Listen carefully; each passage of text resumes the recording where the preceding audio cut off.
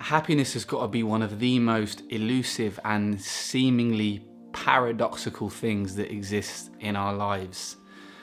We all spend our lives searching for it, really, at the end of the day. In everything that we do, we're trying to find a certain level of joy and happiness within it. And, sadly in our day and age, we have so many unhappy, unfulfilled people. And, why is that? So look, I've made this video today because I want to share the insights from my life, my experience, and all the things that I've gone through as to why I believe that so many people are unhappy, but what you can actually do to fix that on a very instant and seemingly impossible way. Now, if it's your first time here, guys, my name's Danny Sykes. I am an entrepreneur living in New Zealand. On this channel, I talk about things such as self-development, philosophy, spirituality. If you're into all that, make sure you subscribe to the channel. Much appreciated. Give the video a like, and let's get into it. Now, I believe our level of happiness comes from three different things combined together that create an overall sense of how happy we are with ourselves and our life. Now, the first part of that is our expectations of ourselves. Now, we live in a world where we are constantly surrounded by perfectionism. And I say it with inverted commas because that is simply just one idea and ideal of what a perfect life may look like. From when we're children, we grow up seeing our favourite movie stars, our favourite sports players, the best singers and dancers, and everybody who's the best looking is constantly paraded and showed to the masses. And as we grow up, I don't know about you, but I genuinely believed that I was going to be some famous person that everybody loved and be a rock star or whatever. And then, you get to an early teenager and you realise that actually that's not how the world works. It's very dog eat dog. And I've got to sort of sort myself out here. And we grow up with this ideal of what perfectionism is as what we feel like we should strive for. And we also have our families and our friends that have expectations of us. A lot of people have parents that just really want them to go to uni because they never went and they wish they did, so they force that onto their children. Or you've got fathers who want their sons to be football players, and they put a lot of pressure on their kids. And as we grow up, we have all of these different expectations coming from society as a whole, now with social media, our families, and we create these senses of goals that we think we need to strive for, and a very certain level of expectation to ourselves. And it's not, sometimes that ends up working. We end up finding the right path through that. But 95% of the time, the expectations that we put on ourselves haven't actually come from us. They've come from a larger whole. And that creates a sense of dislocation and uncertainty within us. The second part of this is how we currently think we're doing in line with the expectations for ourselves. Now, humans are super good at being overly critical of everything that they do. We love to put ourselves down. We love comparing ourselves to other people. We love picking out all of the flaws and the faults that we have in our lives and everything that we've done. We can be an extremely pessimistic and cynical species. Now, I don't believe that that is our true nature. I don't believe that anybody inherently wants to always put themselves down. But again, this comes from the way that we have chosen to live within our society, even from when you're a kid at school. All you want to do when you're a kid is fit in, and that creates a certain sense of disparity within who you truly are as a person and who you end up becoming because of the desire to want to feel like you fit in. We end up measuring our success and our ability to achieve things based on a larger whole of what the general dogma or status quo is within society at that time. So, if we take our expectations that have been given to us by our family, by movie stars, by social media and Instagram influencers, and then we measure ourselves using that metric, and we don't think we're as beautiful, we can't act as well, we can't sing, we're not a superstar, we didn't get the best grades at school, and we don't have our dream job, then we just think we're an absolute failure. And that creates such a deep sense of unfulfillment and just woefulness within us as people, because we are comparing ourselves to the wrong expectations. And the third part of this is not being happy and really not being okay with that. Now, for some reason, in all of our lives, we feel like if we go through periods of unhappiness, that something is fundamentally wrong. And there may be something in your life that might not be right at that time. But the fact that you're where you are in that moment means that that is where you're meant to be. And what we end up generally doing when we feel unhappy and sad is we fight against that. We distract ourselves with pleasures and try and escape that feeling. We try and actively influence our reality in that moment to try and do anything to get out of that headspace of unhappiness or sadness. And if we feel like that, every single time we experience some level of unhappiness, we just act out. We try and make such an instant change, but by doing that, we are turning our back on the lessons that period of unhappiness in our lives is trying to show us. Now, unhappiness, pain, discomfort, adversity, all these things are there in our lives for a reason. They're there to teach us, they're there to show us lessons.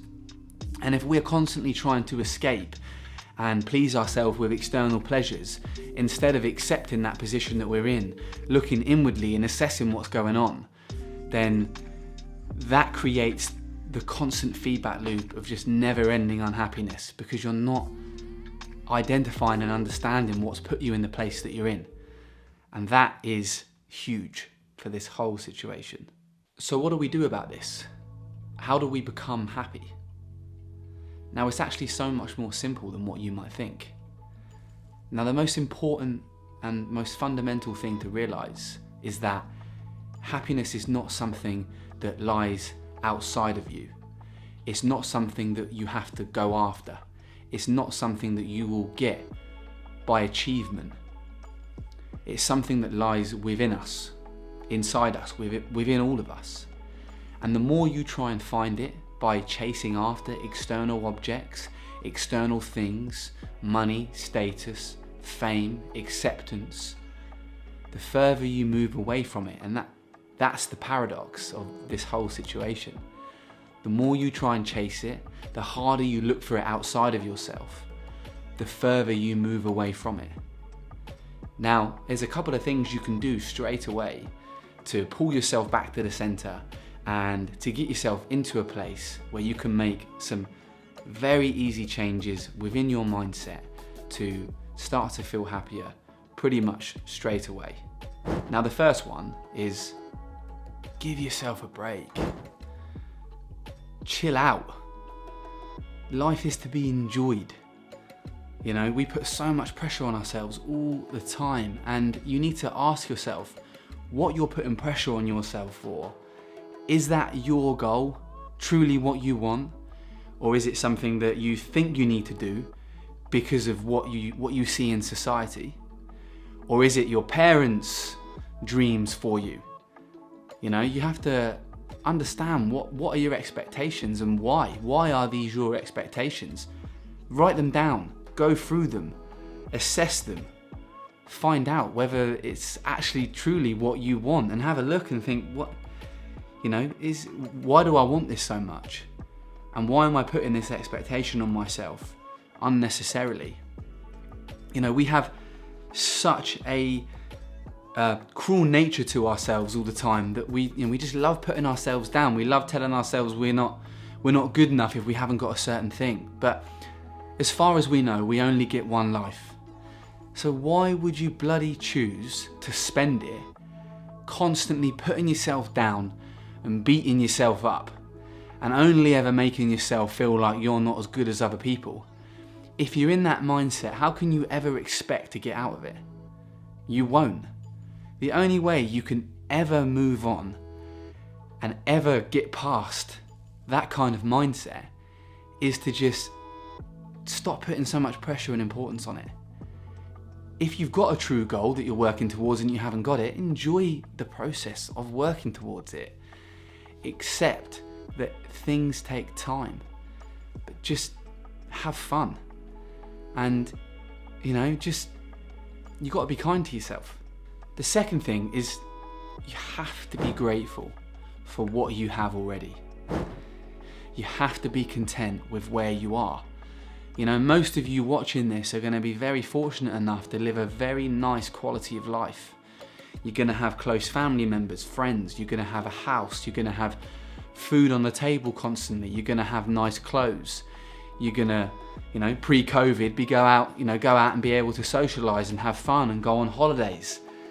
We've got so much already, and we have to be grateful for that because we already have so much more than so many people in the world. And you might have so much more than somebody else will have more than you, but you have to be grateful for what you've got because it's what you've got. Happiness doesn't lie in material objects. It's already within you. You just have to choose it. And if you can become truly content with what you've already got, it's so much easier to go and get other goals or other things that you want to work towards, because it's not the achievement of that goal isn't fundamental to your sense of identity and your sense of happiness, because you're already happy with what you've got. Everything else is a bonus. And if you can instantly change your mind and look at life that way, everything becomes so much more enjoyable. And the last thing is, accept that pain and discomfort are parts of life, and amazing parts of life, albeit it may not seem like that when you're going through it. Those parts of your life will teach you the most, will help you understand more about yourself than you ever knew before, if only you allow yourself to surrender to that time in your life, to accept that this has happened to you, and to be strong enough to stand up and face it and have the courage to find all of the lessons that are in that suffering, because there is always a lesson. You cannot be happy, as I said, without unhappiness, and happiness is born from unhappiness. So if you go through a stage in your life where you're not happy, it is just a phase. Now, you can have huge prolonged periods of unhappiness and depression, but trust me, this comes from all the things that I previously just mentioned. If you can understand and accept that you won't always win, that you will lose people that you care about, that you more than likely will lose a love at some point in your life, that you might lose your job, that you might not get that interview that you're going for. These are all just fundamental parts of your life that are helping direct you towards where you are meant to be. But to be able to truly get to that point, you have to accept that those parts of your life are going to be there. And when you go through those times, be graceful. At the end of the day, we grow through what we go through. And on the other side of suffering is the eventual transcendence to the next version of ourselves that we're going to be. So if you can follow those things, guys, you don't even have to follow it. Just embody it, understand it. Give yourself a break, assess your goals. Don't worry if you're not there right now. It doesn't matter, everybody's running their own race. What is the point in ruining your current moment because of something you don't have? By ruining your current moment, you're ruining the future moment, because you're not giving yourself the opportunity to do the right things right there and then, to move forward in the direction that you want. Be grateful for what you already have. Enjoy every single part of your life and cherish those moments that you've been so fortunate to have in the past. And accept pain, accept suffering, use it, learn from it, grow from it. You will become so much better. And you can make that decision now. Make it now, listening to this. And I promise you, things will improve. Now, I hope you enjoyed this video today, guys. I really appreciate you tuning in and giving it a watch. I hope you find value in what I said. Please, I'd love you to comment, let me know what you thought. Or, after you've tried to embody this, let me know how you got on. What changes did it make from you? I'd love to connect and engage with you. I truly love pondering on these parts of life, and I want to do as much as I can to give as much value as I can to people that that are looking for it. So thanks so much again, and I'll see you when you tune in for the next one. Take care.